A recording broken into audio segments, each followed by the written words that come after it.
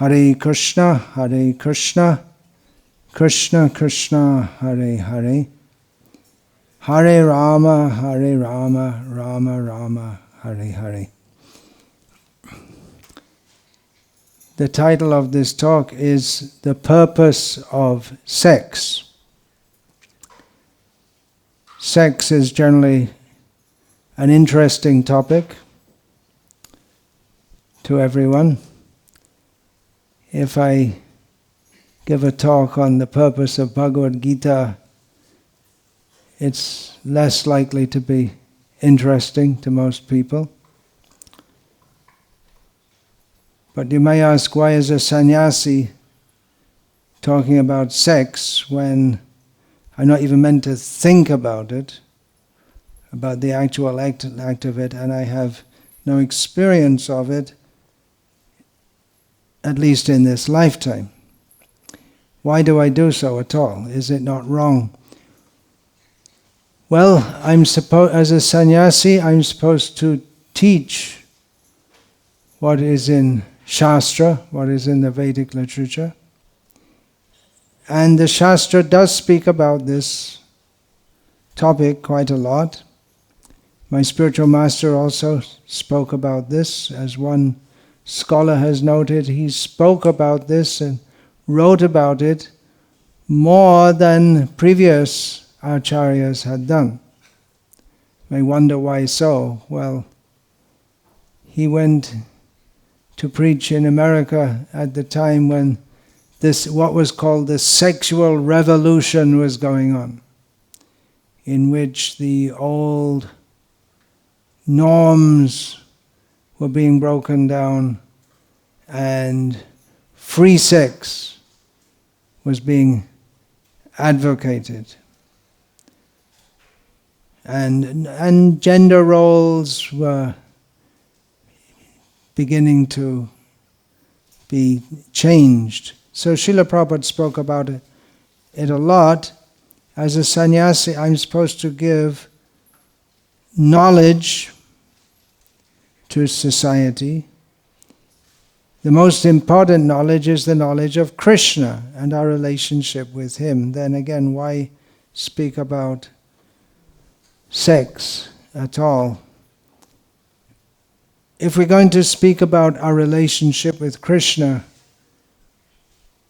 if we're going to speak about spiritual life, we have to, side by side, understand that all relationships in this material world are temporary, illusory, and they bind us to this material world. Specifically, Srimad Bhagavatam, on the topic of sexual attraction and how it binds us in this material world, states, Pungsa striyo mithuni bhavametam tayoraho hridaya grantimahuhu ato griha kshetra sutapta vitair janasya mohoyam ahammameti. Everyone is illusioned in this material world, thinking in terms of I, me, and mine. How does this come about? The root cause, Bhagavatam says, is the attraction between male and female. And when a male and a female join together in a bond, it becomes a very strong attachment, from which attachment for home, family, country, property, money, and the whole social life develops on the basis of this. And in this way we are illusioned in this material world, which is called Maitunagara, the bonds of sexual attraction. There are many such statements in Srimad Bhagavatam about sexual attraction. They're mostly not the kind that would excite your sexual appetite. They're not meant for that. They're meant for just the opposite. Yan maituna adi grihamedi sukham hi tucham Kanduyanena karaya iva dukha dukam tripyanti neha kripana bahu dukha bhaja kandutivan manasijang vishaheta dhira. There's another statement that the happiness of family life develops from the sexual attraction, which herein is likened to an itch. And the example is given, it's just like you have an itch, you want to scratch it. And if you scratch it, you feel a little relief. But the result is it gets worse.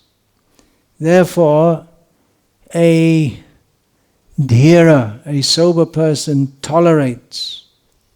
Don't scratch. That is the recommendation. It's quite the opposite to the kind of attitudes towards sex that we find in the broader society, where it's promoted as something wonderful, pleasing, desirable, almost as if it's the goal of life.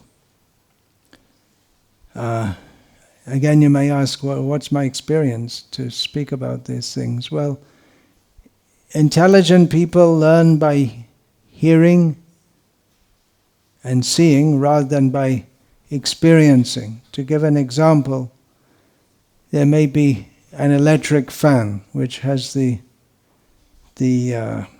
shield, so that the children can't easily put their hands, or anyone doesn't, because when it's spinning it's quite dangerous. The child may be curious to put his hand inside the railing or the jali or whatever you call it. And the parent will say, no, don't do that. But he may insist, no, I want to. Then switch off the fan, and when it's moving slowly, then, okay, you put your finger, then it hurts. And then you know, all right. When he's told not to do it, he doesn't believe. He says, it must be quite interesting. When he's put his hand in and experienced there's some pain, then he knows. He couldn't learn by hearing, he had to learn by experience. Yasya nasti swayang pragya shastram tasya karoti kim lochanabhyam vihinasya darpana kim karishyati. Charnakya says, what is the use of Shastra to a fool? Someone who doesn't have any basic common sense. It's like having a mirror for a blind man. The mirror is useful, but someone who's blind, it's no use to them. So someone who doesn't have any common sense, the good instruction is useless. So it may be that even by giving good instruction, people don't learn. And they may, even after having good instruction, they may go on making the same mistake again and again. So, like this, you're all intelligent, I presume. You presumably think yourself intelligent. Everyone thinks they're intelligent. But you're all well educated, I presume, because I'm speaking to you in English.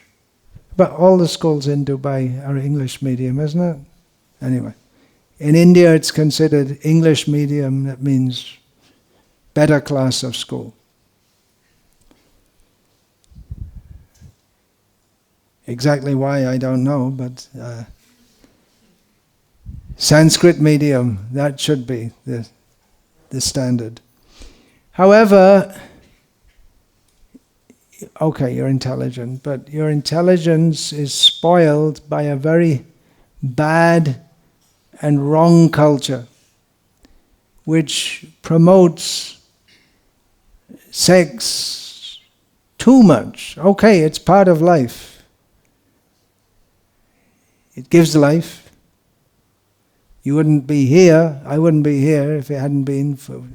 We don't like to think about it, but it's due to sexual activity of our parents, our respected parents. But so much emphasis on it, and so many strange and wrong ideas. The main wrong idea is that, well, if it feels good, do it. Which isn't a good idea in the long run. Because sexual activity, it's not just a matter of doing it and feeling some gratification, but you're dealing with the body of a person, and there's emotional baggage that goes along with it also. So if it feels good, do it, and then try it out in different ways. And in the modern society, it's being promoted that homosexuality is very good, transgenderism is very good. It may be there that some people have certain inclinations, but to promote that creates confusion. Children are told, pre-pubal children are told, if you're born as a boy, you don't have to be a boy. And according to modern medical science, it's possible to change a boy into a girl, kind of, but it doesn't really fully work, and vice versa. So it just creates confusion unnecessarily. Otherwise, if we take it that nature or God has given me a certain body, and normally people wouldn't even think about that. If you have, depending on the thing between your legs, to put it grossly or bluntly, you're either a boy or a girl, but they say no. You can change that, so you can think about changing. And children at a young age, they become confused. That maybe I should be, I'm born as a boy, but maybe I should be a girl. And then there's pressure put on them. You can change. A lot of confusion. So it's my duty to speak, especially on these topics, especially as the youth. You are youth mostly here, either youth or ex-youth or youth to be, right? Because old people are going to become young people, right? You're going to die and get born again. Or if you're fully Krishna conscious, then you can be a youth in the spiritual world. But all these nonsense ideas don't go in the spiritual world. That's why it's the spiritual world. Because all these nonsense ideas make the material world. But these things should be properly discussed and considered from a spiritual, moral, Vedic background, because you may say, well, why speak to the youth about this? Well, everyone else is speaking to you about it. The advertisers are speaking about it. The people who want to promote transgenderism is very good, homosexuality is very good, free sex is very good. They're all talking loudly and you get to hear it. So why not get to hear the voice of the sages and the rishis and people who have lived honorable spiritual lives for generations until we had all these brilliant ideas that if it feels good, do it. And it's the age of psychology. It was Sigmund Freud who posited the theory that all our mental problems are caused by repression of sexual desire. Therefore, we should indulge in it as freely, without any inhibitions. And that is practically, this idea is practically the basis of contemporary society, although traditional societies understood that this is, sexual desire is very powerful, and it can really, if it's not properly channeled, it can really mess our lives up. Very seriously. We can, by indulging in illicit sex, we can get all kinds of horrible diseases, we can lose any dignity or respectability, we can mess other people's lives up also, and we can be killed if you go after someone else's girlfriend or wife. Yes? It messes up families. If it feels good, do it. Well, when I married I felt good, but now I don't feel good, so drop this wife and get another one, and to hell with the kids. And these kind of things are going on. So the sexual energy, if it's not properly directed and generated and understood, it really causes a lot of distress. We should, even if we're only thinking of ourselves, we should think how to live our life in such a way that we can live happily. But actually this whole idea of living for myself is the cause of so many problems, which is why people can just drop their family commitments after so many years. And, well, I don't feel happy, and so I should drop it. And in the meantime, those who have, my children and my wife or my husband, well, anyway, what the hell. So these things should be discussed. There is so much propaganda, direct and indirect, via advertising in the movies and the YouTube and everything. So we should discuss this in a sober way.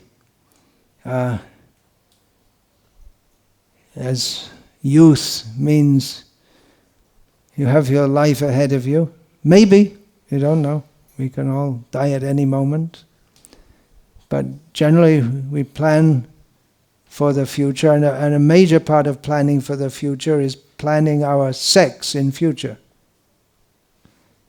Marriage, it's not all about sex, of course, but that is the way of channeling it. We may think, well, what do I need to get married for? I've got enough money, and I can just live without all that baggage. You can do that, but then one thing that's irresponsible.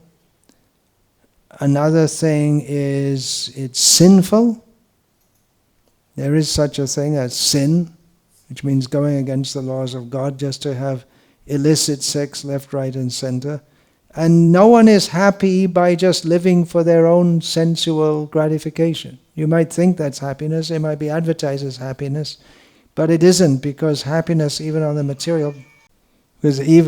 material platform, happiness comes from sharing and caring, and not from simply using people for our own happiness.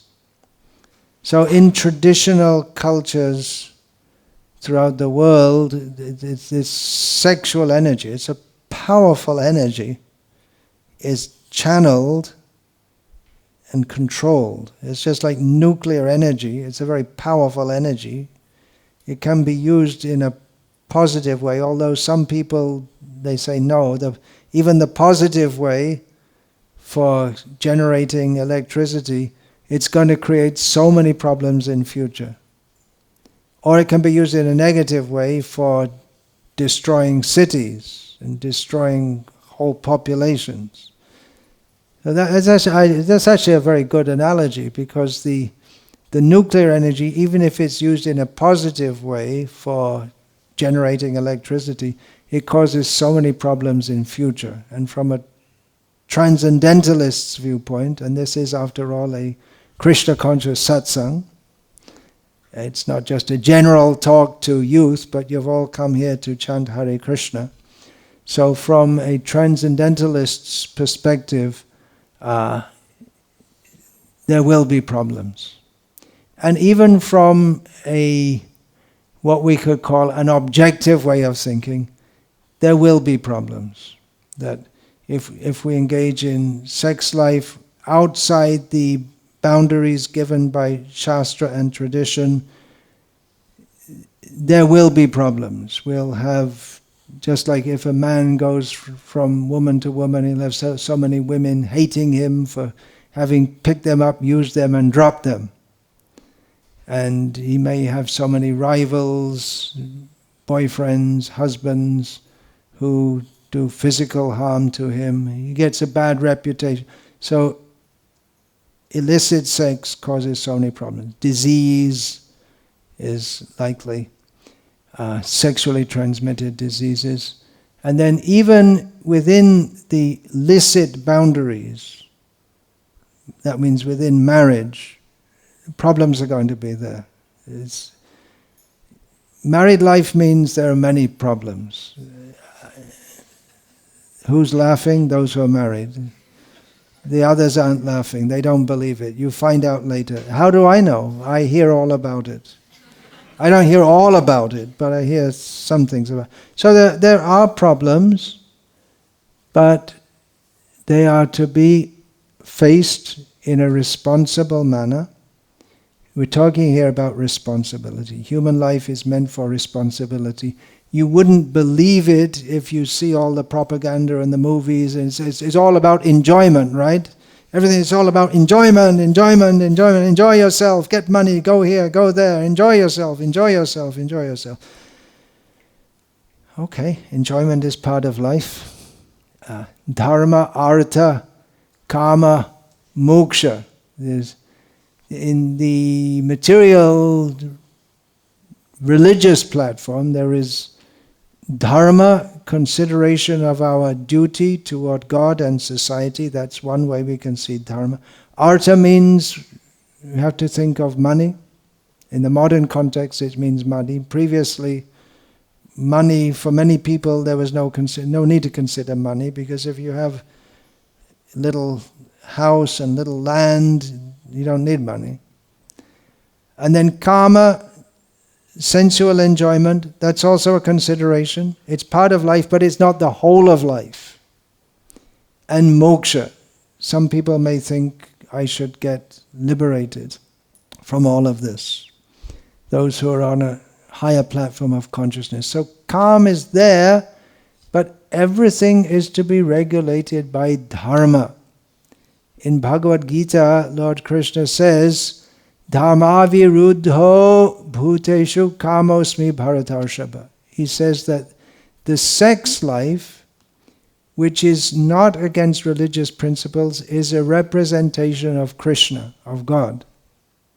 So it can be very bad, sex life, if it's indulged in an adharmic manner.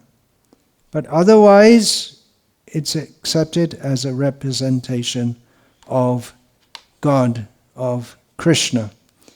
So a few points. So everything should be seen through the eye of dharma. Actually, everything should be seen from Krishna's vantage point, from how we can develop our relationship with Krishna. But for living in this world, we have to understand what is dharma, what is right, what is wrong. We were just talking about loka sangraha, and this word is there in Bhagavad Gita, that Krishna himself comes to this world for the sake of loka sangraha, which means keeping everybody together on the right track, holding things together.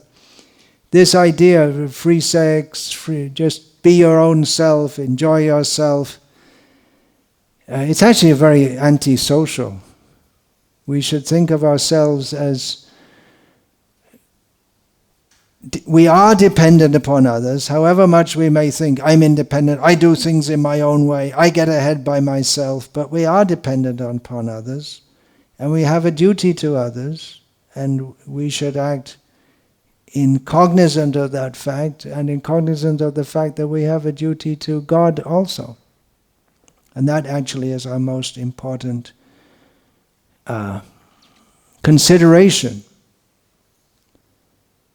But for people who don't recognize this, for them it's free sex, and go here, go there, go pick up some partner, drop them, as if they're just some bag to be used, without considering that every bag is a person with feelings and emotions who they don't like to be treated like bags. Otherwise, just like monkeys. You don't see monkeys here. Parrots came here from India, probably, but the monkeys didn't come yet. But if you go, just like if you go to Vrindavan, probably many of you have visited Vrindavan, it's so many monkeys jumping around. And if you take a little time to look at them, you'll see one thing they're very interested in is having lots of sex. And they're not restrained in that. They don't have marriages or social duties in the way that humans have. They're monkeys. That's why if you call someone a monkey, it's an insult, isn't it? You monkey, or you pig. Pig is very dirty and has sex here, there, and everywhere. They're very active, very strong bodies, very fit. But human beings are meant to have higher consciousness. I was a monkey once. Maybe you were too. We've all been through so many lifetimes. Human life is meant for higher consciousness, higher aspirations than that of a monkey. We wouldn't believe it if we just saw the culture all around us. In the culture all around us, is there anything which suggests that we have a higher aspiration? I don't think so. It's all about just working hard, getting money, and enjoying yourself. And the idea is there still in some parts of the world about marriage, and it's not very much defined or clearly spelled out. But that human life is meant for God realization, and that sex life and all other forms of enjoyment are available to the hogs and the monkeys and the dogs and the pigeons, then why should humans take so much interest in it? There are 84 lakh species of life, and if we are inordinately interested in sensual gratification, then human life isn't the best life to be in.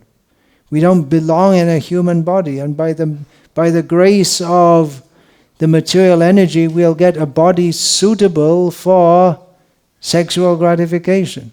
Human life is not very good for it, actually, because there are so many responsibilities come with it. A monkey body is much better. If our main aim in life is just to have a lot of sex, then by the grace of God, we may get the opportunity in the next life to become a monkey. But you won't become self-realized. You'll be bound in the cycle of birth and death more and more and more and more. Human life is meant for a divine purpose, for understanding who is God, what is our relationship with God. Monkeys, they cannot even begin to understand this. And the humans whose consciousness is like that of a monkey, they also can't even begin to understand it. Some days they call it making love, but love means a lot more than sexual expression. Even on the material platform, it means a lot of giving, sacrificing. We think love, maybe we think it's all something like a Bollywood movie or something like this, but it's not. It's a lot of hard work, a lot of sacrifice, a lot of tolerance goes into love. And properly love, I'm talking on the material platform here. The spiritual platform is another level altogether. But marriage is required.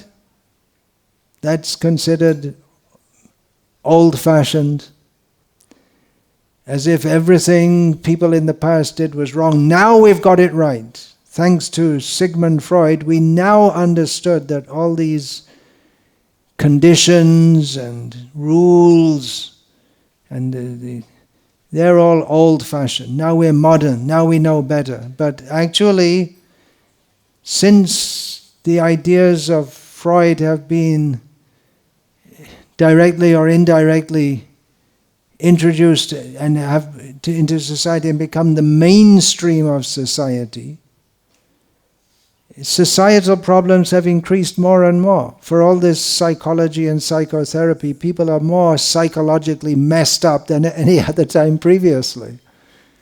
So Freud thinks that repression causes all our psychological problems, but his theories have seen a tremendous upsurge in psychological problems. So it looks like he got it wrong.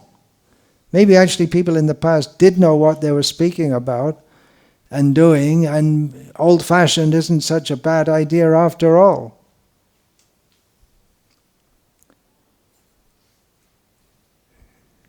How about that? Something to think about. It's good to be old-fashioned in some things. That to be married means you have a responsibility and a duty and commitment to your partner. It's not just something out of date for old, foolish people. Maybe they weren't so foolish after all. Or they didn't have all the motor cars and the tallest building in the world and all these kind of things. But even in this world at the present time, to have a settled, relatively peaceful family life is quite unusual and quite an achievement. Why is that? It used to be normal, now it's become unusual. Why is that? Because the idea of personal gratification, selfishness, is promoted. Everyone's out for themselves. And family also means that the sacrifice means it's not just hum do hamare do, but it's more. Looking after the elderly parents, that's also a duty. If you don't want to do it, then your own children, they won't do it either. Why should they? Then you have all old people dying, lonely. They looked after their children, and it's expected that the children will look after them in old age. But if the children don't want to do it because they're too busy enjoying themselves, then that will go. That becomes generational.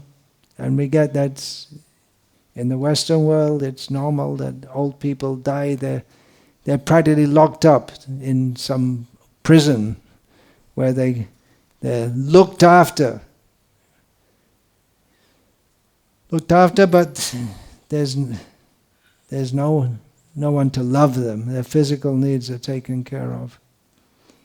The whole basis of a properly organized society should be the understanding that human life is meant for God realization. And the family life is organized on that basis also. But without that, without God realization, there's only sense gratification left. So the purpose of sex, that's the topic, is that it's biologically it's meant for producing children. Now it's possible by, not just possible, but the normal to stop that by contraception. But otherwise, by natural law, people are very anxious to be natural, right? They want natural food and natural way of living. Well, the natural result of sex is children. Surprising. And children need to be looked after. So sex is a very serious thing. If you're producing children, it's a very serious thing, bringing a soul into this world. So this idea of having girlfriends, boyfriends, little time, drop them. No. Better be married, be serious, be responsible, produce children, and look after children, raise them in God consciousness, Krishna consciousness. That means after sex means children, then they need mothers and fathers. Unlike in America, for instance, where more than 50% of the children are raised in a one-parent family. They call it a one-parent family. That means that usually the father has left or is booted out. Or it may be that there are two lesbians raise children, or two men, homosexuals, but this is not proper. Home with father and mother. The mother especially has to see to, both father and mother have duties, but the mother has to give herself, which means this idea that the women, they have a career. Women can have it all. You can have a career, you can have a family, but it doesn't work because they're out at work and they come back. There's what's called latchkey children, which means that the kids come home from school and there's no one there, but that they have the key. They can enter the apartment, that's all. And the mother's busy working so they can have food from the freezer, but there's no mother there to cook it there or serve it to them. They're alone. It's not proper. Children need parents. Simple thing to understand, but when the parents are more interested in their own career than looking after the children they've brought into this world, then the children, they also grow up unhappy and psychologically disturbed. And we wonder why there are school shootings and drug problems. People are unhappy because they became so modern and so advanced, they didn't understand the basic thing that sex produces children, and children need looking after within a family context. Very simple thing. It wasn't even anything to discuss previously. It was just went on. But now so many new theories have come up, and they're all disastrous. None of them work. They all just create more and more problems. I'm just telling you, and you can accept it if you like, or if not, you can experiment. I don't recommend it, because just a little experiment can produce a disaster. A child may experiment with the matches. Little experiment, little child, 4 years old, takes the matches, and just little experiment. Light the match and desire can kill himself or burn the whole body, so he's scarred for life. Little experiment. So it's like that, playing with fire. There's very, very powerful energy. Take again the example of nuclear energy. You can make an experiment. When the first atomic bomb was ignited in the desert in New Mexico in the United States, the scientists who had worked on producing it weren't quite sure what was going to happen. They thought that possibly, because you don't know, they've never done it before. It's like lighting a match, but lighting one hell of a big match. They weren't quite sure. They thought that possibly it might ignite the whole atmosphere of the earth and the whole earth would burn up. But they thought, anyway, let's have a try and see. That's pretty irresponsible, isn't it? Anyway, they went ahead, and fortunately for us, it didn't incinerate the whole planet, although certain people living in Japan didn't feel very much happy by the effects of their Manhattan project. So it's like that, it's a very powerful energy, and we say, well, I'll get married, but in the meantime, let's try out here and there, and you're letting off atomic bombs in people's lives. And you will regret it also. If you have any consciousness, you'll regret it. because you'll feel bad. And then they'll tell you, don't feel bad, don't feel bad. Why feel bad? Feel good. You should feel good about it. Well, what's all these rules and morality? But it's too late for you, because you've all been coming to our Hare Krishna satsangs and you already have some idea of what is right and what is wrong. So I'm not saying that you would try it, but there are others who you may know who will try it out left, right and center, but many times they feel very bad inside. Oh, why did I do that? It's just not right. Children need and deserve stable homes and stable parents. Right? Simple thing to understand. In many, or if not most cases, it's not happening more and more in the modern world. And then there are people who they get together for sex, but then they don't want to have children. We get married and don't have children. Or they think they'll get children. First of all, I'll develop my career, then when the woman's 35 years old, they don't realize that the body it's not as fertile and productive at the age of 35 as it was at the age of 15, and then they have problems having children and they feel horrible because they can't have children. So many problems. They have pills to stop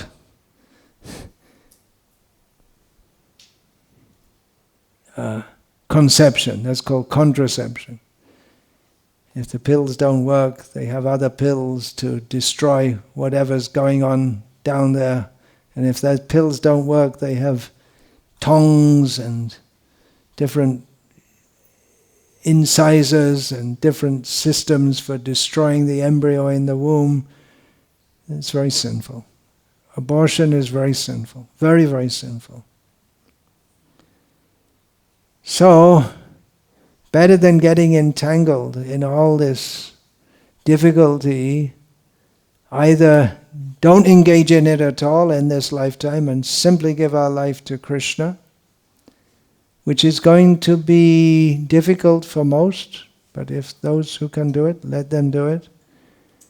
And for others, let them live a respectable, dharmic life, religious life, in which that powerful sexual energy is channeled toward producing children who are to be raised in God consciousness, as far as is possible in this very bad age. You don't even see the worst of it living here. But it's a very, very, very bad age, and getting so bad so quickly. In Bhagavad Gita, Lord Krishna speaks about conquering the lower self by the higher self. In other words, we have our passions and our desires, but we also have intelligence by which we should consider, and not just be like a monkey. A monkey doesn't have morals. A monkey doesn't think, should I do it or should I not do it? He just does it because he's an animal. But a human being has intelligence, which is we're supposed to think what is right and what is wrong, what I should do, what I should not do. The great misconception that marriage is some license for sexual indulgence. Well, in one sense it is, but the focus should be on spirituality. That's why it's called Grihastha Ashram. Grihastha Ashram. Ashram means a place where spiritual life is practiced. And in general, the society is better set up where there's restraint rather than indulgence. That's here in this part of the world. That is, in Asia in general, it's there. In contrast to the Western countries, where it's the manner of dress, the manner of interaction between male and females. The emphasis is on indulgence. But in this part of the world there is restraint. Some restraint is there, which is required. As I say, it's a very powerful energy which needs some control on it. You don't want to put monkeys in charge of the nuclear facilities. And they can press all the buttons, and they're pressing all the buttons, and then you want to put intelligent, responsible people. So when we're dealing with powerful energies, we need intelligent, responsible people. That's why in human society there's a there's culture and training. Not that everyone has to get such a big education, but there's, from the beginning of life, there's culture and training.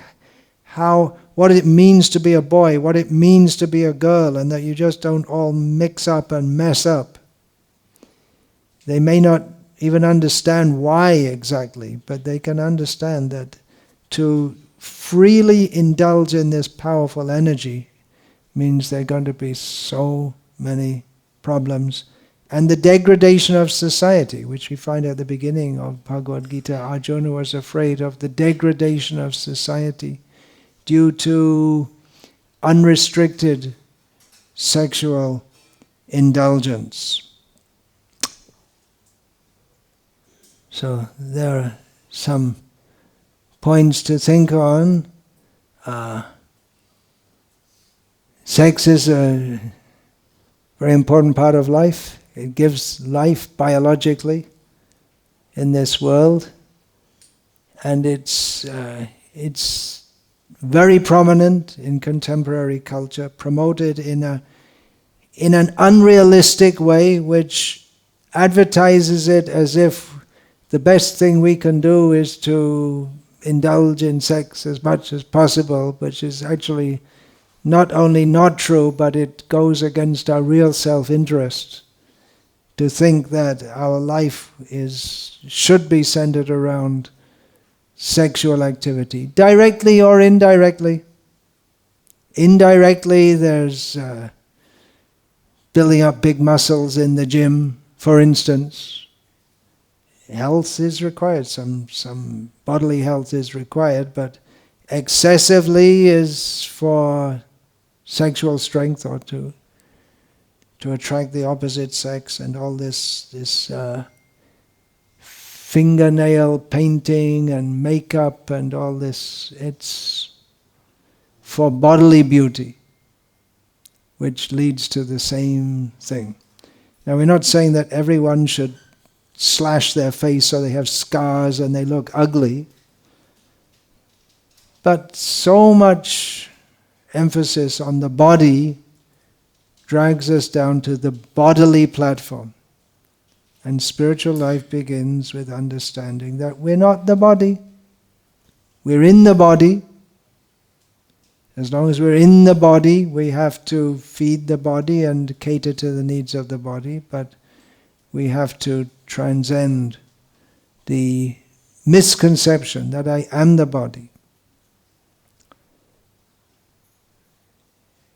That misconception becomes lost when we put sensual or bodily gratification at the top of our agenda, and everything else becomes lost. Hare Krishna.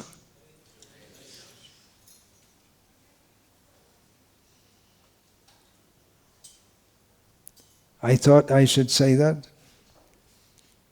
as I'm asked to speak to the youth group.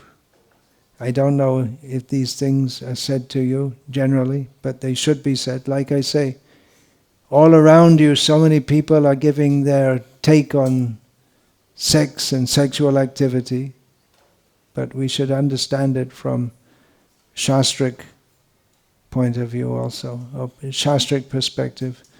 Because like I say, you can really mess yourself up. Seduction, love jihad, you can get, yeah, it's sexual attraction. It messes up your life, right? It's happened even to children of our devotees here.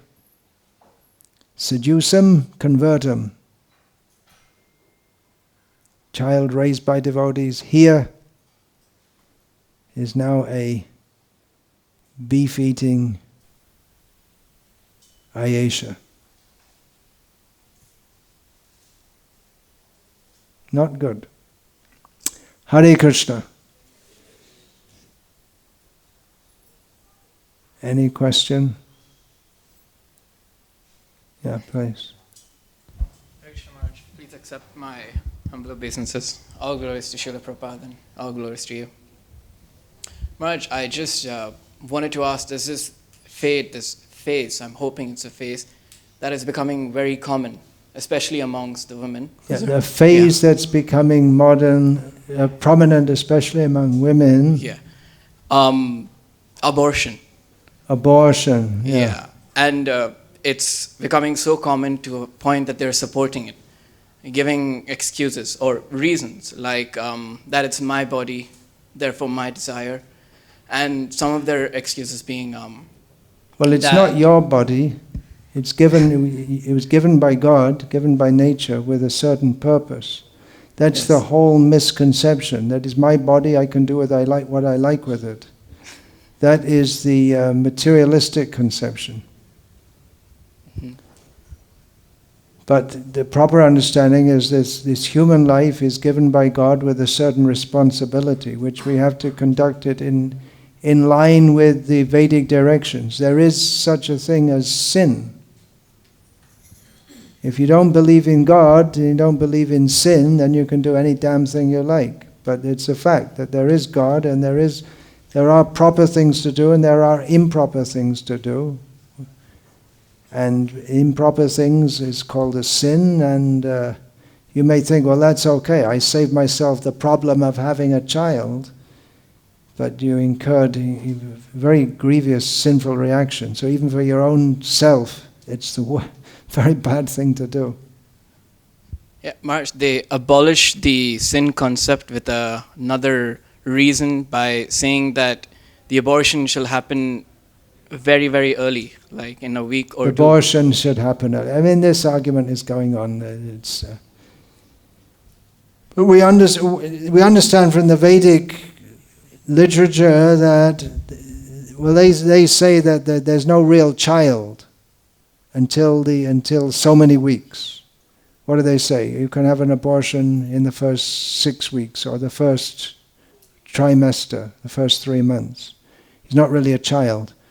So what does that mean? The embryo is in the womb 3 months, and then 3 months and 1 second, and all of a sudden it's a child. Previous to that is just a lump of tissue, right? Is it? No. How is it growing? Because the soul is there, life is there.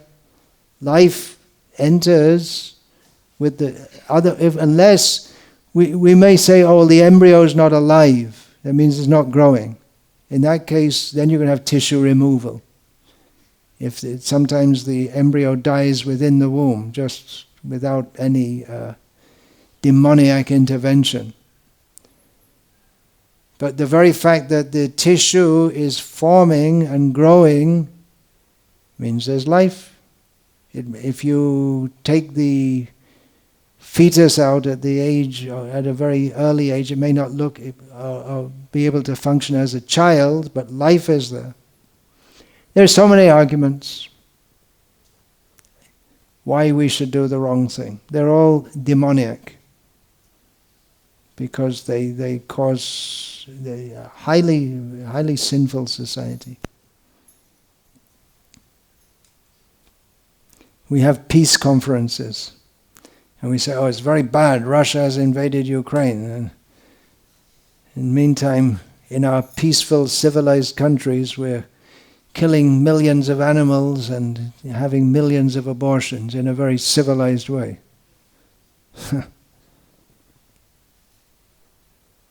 People don't know the laws of God. And because they're raised in such a sinful society, they can't even begin to hear it.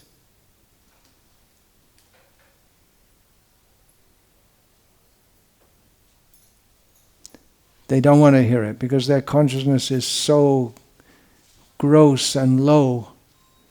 They're so addicted to grossly sinful sense gratification. They don't even want to hear anything which, even if it's very good, sensible arguments, they don't want to hear it at all. They'll rather shoot you and kill you rather than listen to what you have to say. Literally.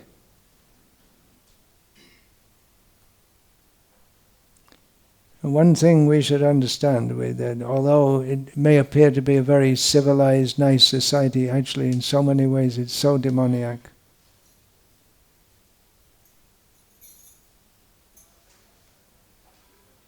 Even if it was only millions of animals being killed every day, even if it was only that, as if that's a small thing, it would be a completely demoniac society. But so many things.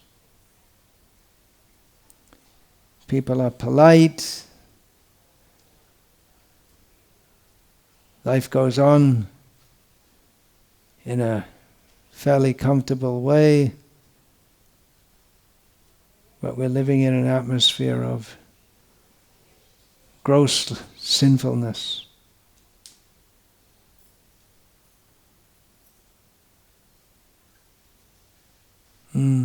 Anything else? Written question is this, or what is that? Yeah. Hare Krishna Maharaj, Dandavat Pranam. Maharaj, put the mic closer to your mouth, please. Yes, Maharaj. Maharaj, just an add-on question. As Vinayak Prabhu, he mentioned before that it's my body, my wish. But later on, there are many women who also, I had this conversation with someone, she said that even Kunti Maharani, who she did was also, you can say in some same way, that she let Karna in water, which is as good as dying. So before we... No, it's not. It's not the same as killing a child. No, she's saying like you're letting your child in water, which is as good, like the child could have drowned, anything could have happened. So before coming into this earth, and if you have stopped... Well, that's not... Kunti's sending Karna as a child in a basket, which is the same thing as Moses, incidentally, that we find in the Bible. That's not promoted as the ideal. We don't find any statement in Shastra, when you have a child, you abandon them. It's not ideal. It's in Shastra, and it's by who's actually a great devotee, but that particular act is not ideal.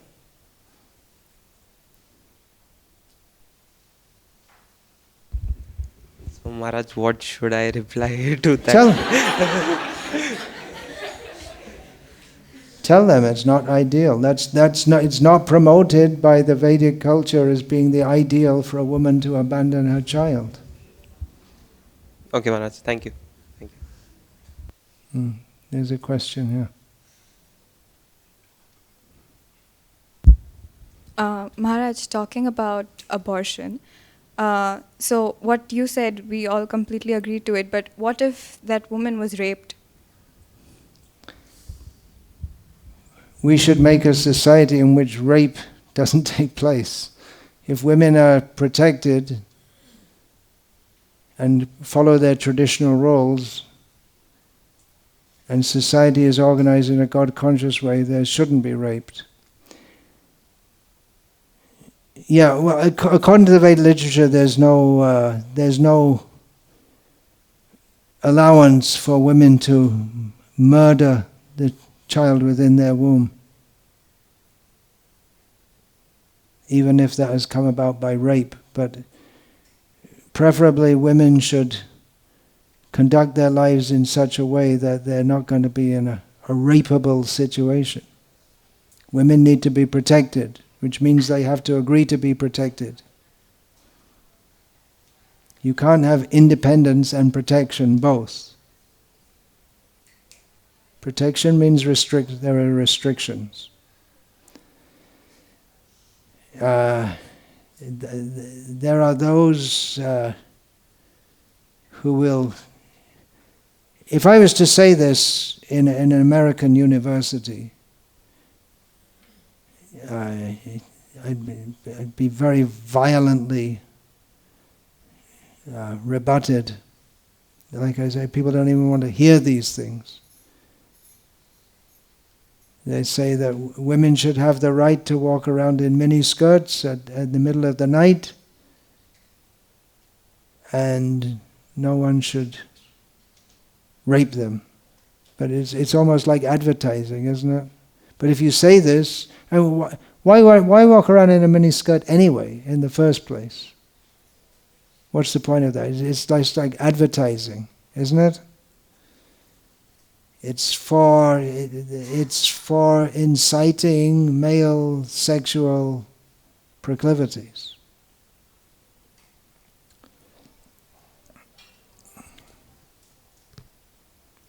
Yeah, I asked this question actually to an Ayurvedic doctor once who studied, and he said there's no allowance for abortion.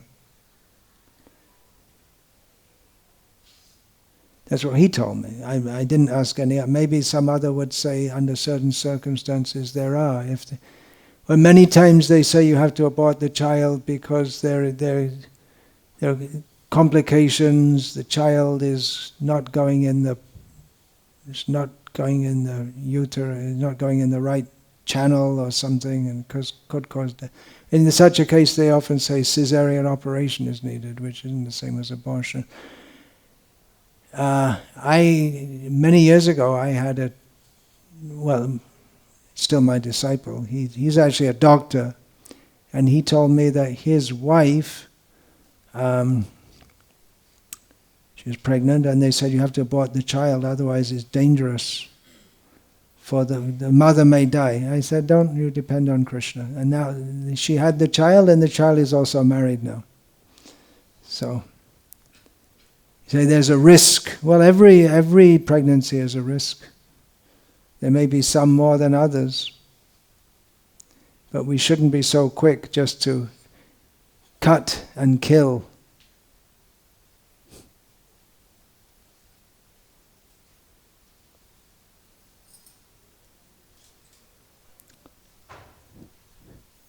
First thing, don't get pregnant outside of marriage. Don't put yourself in such a situation where that could happen. And in complex situations, take advice from competent well-wishers who are fit to advise properly. The problem is, who are those people who are fit to advise properly? Most people would just say, just go ahead, have an abortion. You should understand there's a strong sinful reaction for that. Illicit sex produces so many problems. It's really best to avoid it by any means. Good means is this. What I'm saying is not what is considered PC. Do you know what PC means? Politically correct. Early marriage is better, because the sexual appetite is very strong in youth. And kabhi bhi kuch bhi ho sakte hain. You don't know. So marriage means there's an illicit channel for that.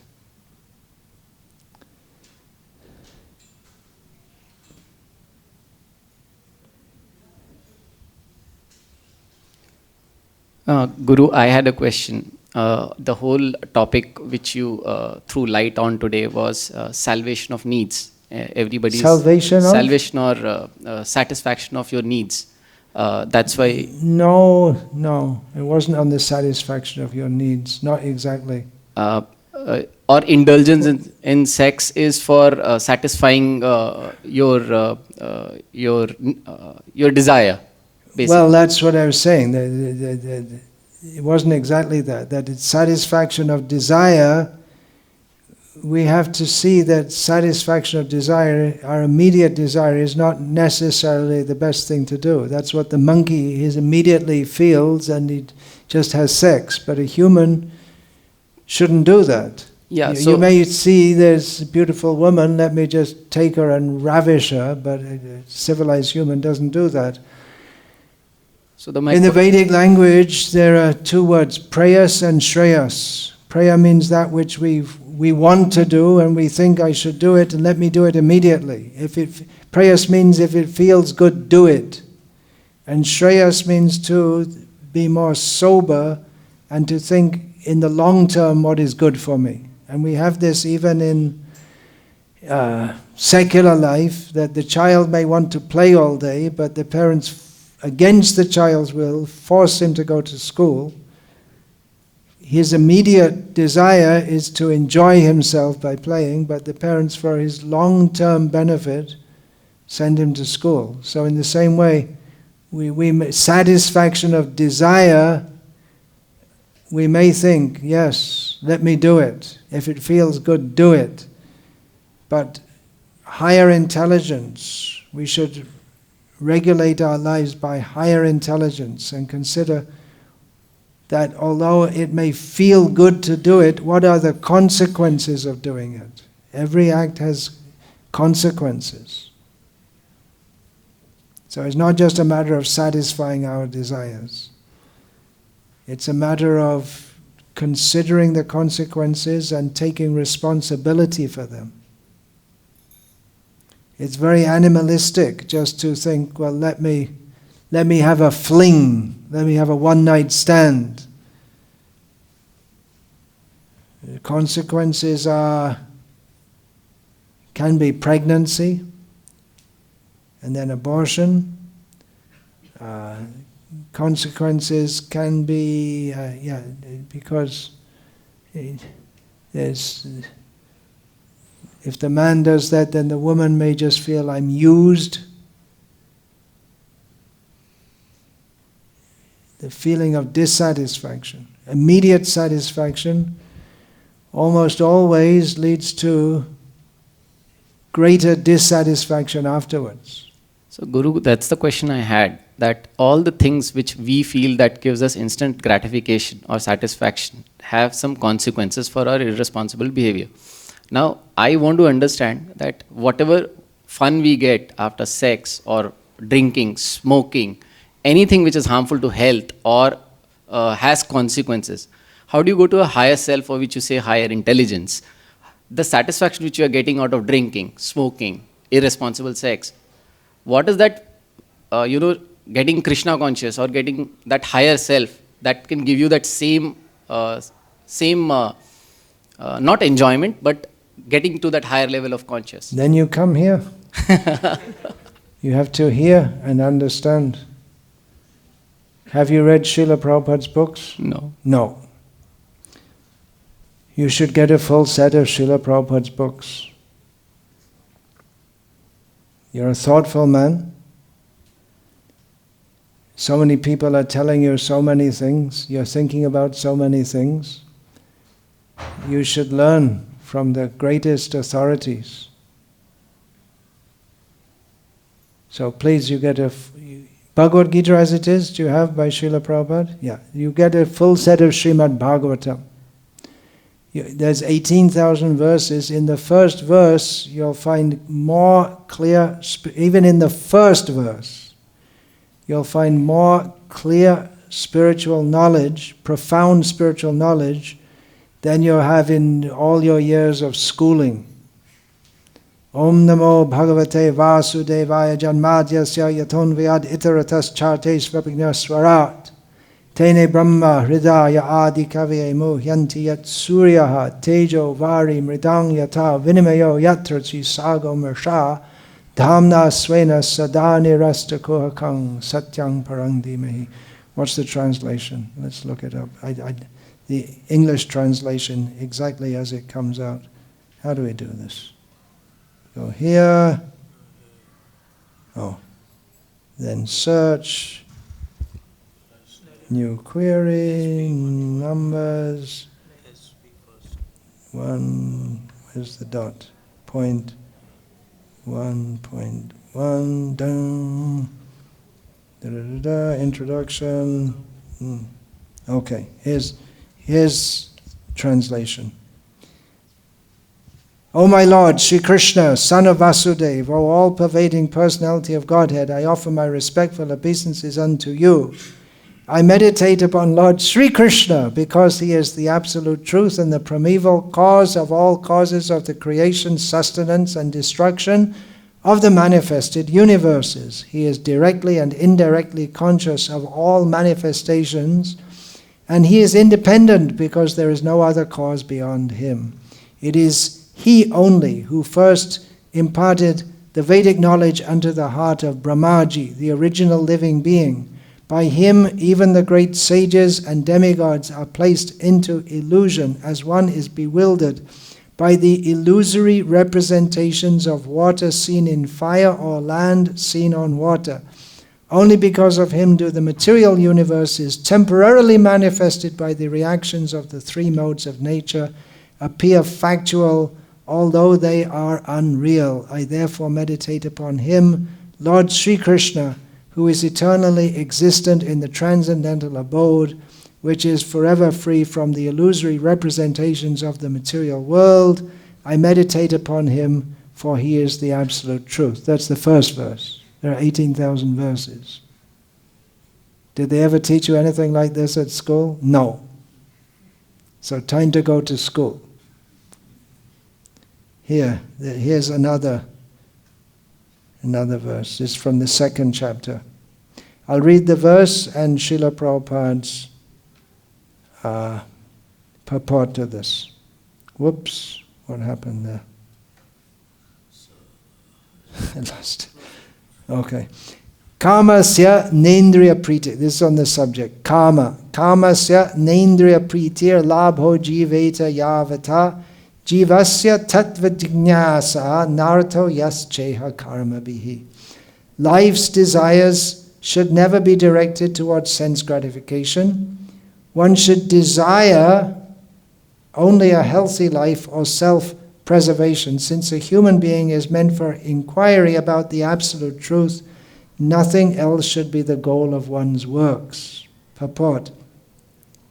The completely bewildered material civilization is wrongly directed toward the fulfillment of desires in sense gratification. In such civilization, in all spheres of life, the ultimate end is sense gratification. In politics, social service, altruism, philanthropy, and ultimately in religion or even in salvation, the very same tint of sense gratification is ever increasingly predominant. In the political field, the leaders of men fight with one another to fulfill their personal sense gratification. The voters adore the so-called leaders only when they promise sense gratification. As soon as the voters are dissatisfied in their own sense gratification, they dethrone the leaders. The leaders must always disappoint the voters by not satisfying their senses. The same is applicable in all other fields. No one is serious about the problems of life. Even those who are on the path of salvation desire to become one with the absolute truth and desire to commit spiritual suicide for sense gratification. But the Bhagavatam says that one should not live for sense gratification. One should satisfy the senses only insomuch as required for self-preservation and not for sense gratification. Because the body is made of senses, which also require a certain amount of satisfaction. There are regulative directions for satisfaction of such senses, but the senses are not meant for unrestricted enjoyment. For example, marriage, or the combination of a man with a woman, is necessary for progeny, but it is not meant for sense enjoyment. In the absence of voluntary restraint, there is propaganda for family planning, but foolish men do not know that family planning is automatically executed as soon as there is search after the absolute truth. Seekers of the absolute truth are never allured by unnecessary engagements in sense gratification, because the serious students seeking the absolute truth are always overwhelmed with the work of researching the truth. In every sphere of life, therefore, The ultimate end must be seeking after the absolute truth, and that sort of engagement will make one happy because he will be less engaged in varieties of sense gratification. And what that absolute truth is explained as follows. Get Srimad Bhagavatam. See, he gets a set of Bhagavatam. Who else doesn't have a set of Bhagavatam? Who doesn't have a set? Yeah, you should all have a set of Bhagavatam. Please, what is that? They suddenly say, what is that? Indulge yourself, treat yourself, pamper yourself. You see some advertisements, pamper yourself. You're pampering yourself. Feeling a little hot, are you? No. So do something good for yourself. Get a set of Bhagavatam. And it's good for your family also. If you haven't yet done it, get a set of Bhagavatam, Srimad Bhagavatam. Read it every day. You won't get such things in the newspapers, in the schools, sociology classes, religion classes. They don't teach things like this. Everything is clear, straightforward, and gives us proper direction in life.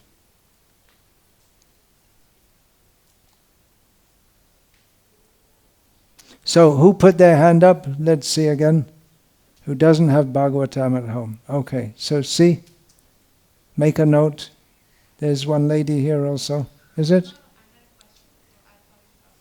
I see, but I thought the lady behind you. So you can make a note. Take a photo is the easy way, and then we'll see later. We can contact them later. Put your hand up means you know you should have a set of Bhagavatam at home, right? So that can be arranged. Can you see Patit Pavan? They're all your friends, right? Please, did you see who had their hand up? And then, who's that? Just standing at the back, one white, one bluish. Yeah. Yeah.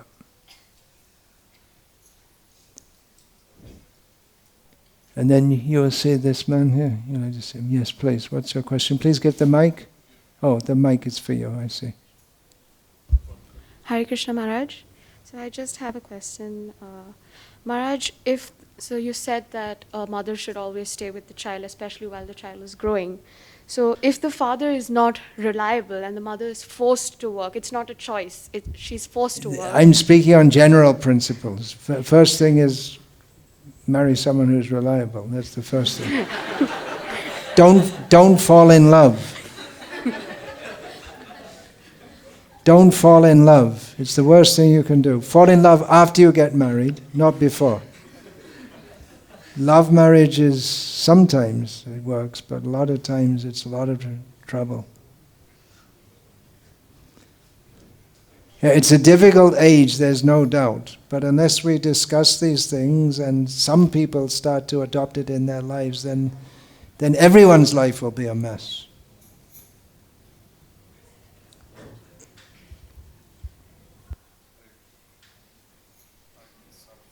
You think I should finish now? There's another question here. Girls suffer more. Really? The idea that they all have to get out and compete in the marketplace, and it's all a scam to make women free and available. Good for the employers. You had said that women need protection because this material world is cruel and you definitely need protection to be away from rapes and all of that. But what if that protection isn't reliable? Because we hear... Then again, I'm saying, you put yourself in a reliable situation. No, but what if your own father, because we hear cases about because we obviously know this material world is going down, I don't know, a volcano. What if your father rapes you? Is that what you're Yeah, getting to? yeah, Well, like, then what that's if- your bad because- luck, isn't it? You can't do much about it Yeah, if you're a young child. But What shall I say? I can't give advice to someone whose bad karma is so bad. that's, yes, thank you. This advice, it's applicable where it's practical. In some cases it may not be. Then what can you do? What will you advise the cow who's in the slaughterhouse? You can't. What are you going to do? It's too late. What we're doing, we're making a society in which everything is so bad and is getting worse, and then what happens? People do horrible things. A lot of times they're incited to do by the so-called entertainment industry. And then it comes around. Then in their next life, they'll also be in that situation. No one is fully innocent. But that's another whole discussion. We're talking about those who have people who have some agency and some intelligence and some ability to choose. If you can't choose, then that's very bad karma. Thank you so much. I just had another question. I'm so sorry. Many detailed questions will arise, and there may be many exceptional circumstances because the modern society is so complex and so bad. But I'm speaking on general principles. And most of you probably aren't in such a bad situation, actually.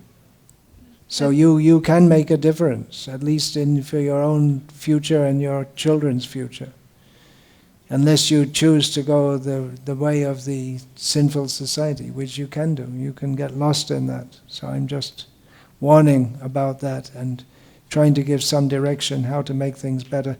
It is very difficult, no doubt, with the internet, smartphone society.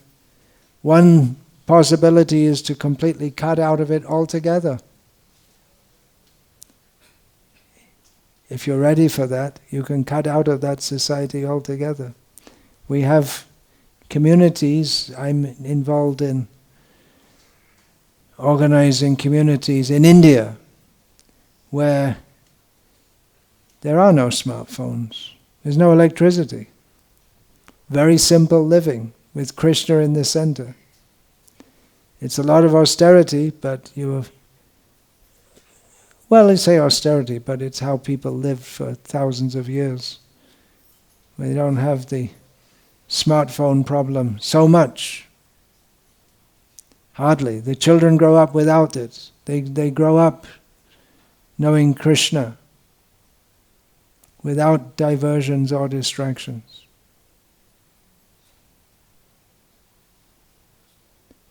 So that's one way to do it. There are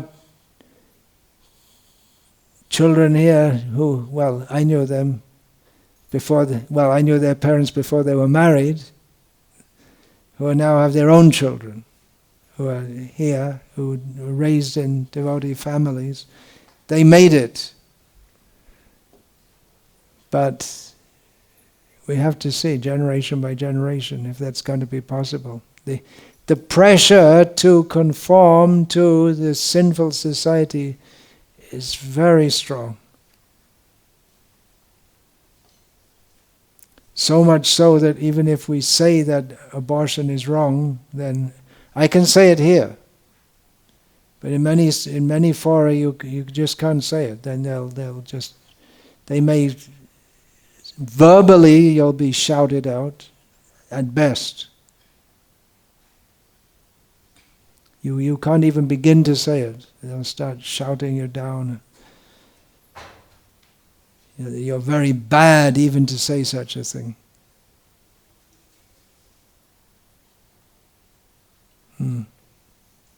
So you want to finish? Okay.